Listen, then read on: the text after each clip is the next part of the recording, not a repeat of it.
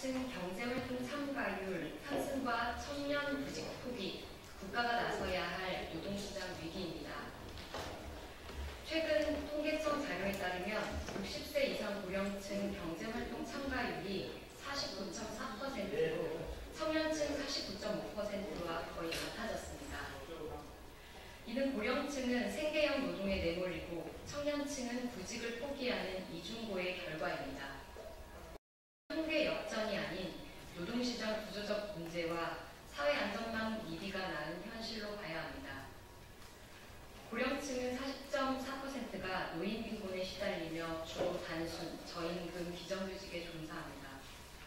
정부는 이들의 전문성과 경험을 살릴 수 있도록 재교육, 전직 지원, 정년 연장 등 실질적 정책을 확대해야 합니다.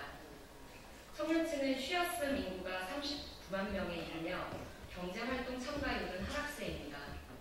이는 양질 일자리 부족과 기업의 경력직 선호 등 구조적 문제와 맞닿아 있습니다. 청년의 노동시장 이탈을 막기 위해 공공부문 청년 고용 확대와 산학협력 같은 다양한 훈련 제도 등의 실질적인 지원이 필요합니다. 특히 한국은행은 인구 감소와 경제활동 참가율 하락으로 2030년 이후 경제성장에 부정적 영향이 클 것이라 경고했습니다.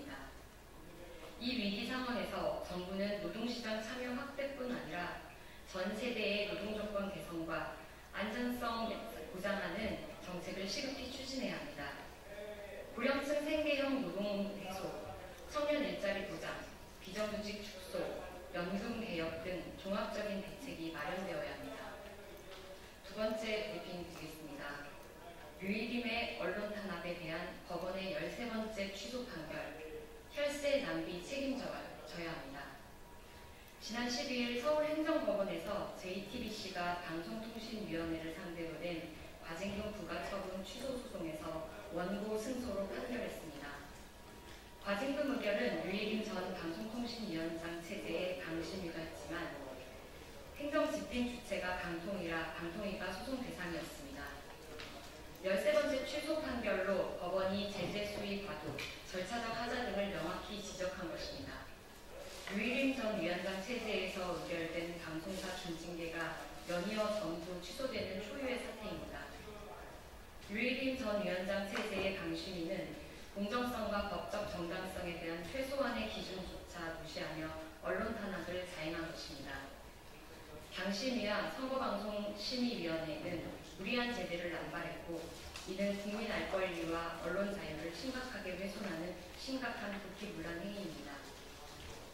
법원은 이들 제재가 지나치게 가혹하며 심의 대상 자체가 아니거나 엄격한 기준에 부합하지 않는다고 단호하게 판결했습니다.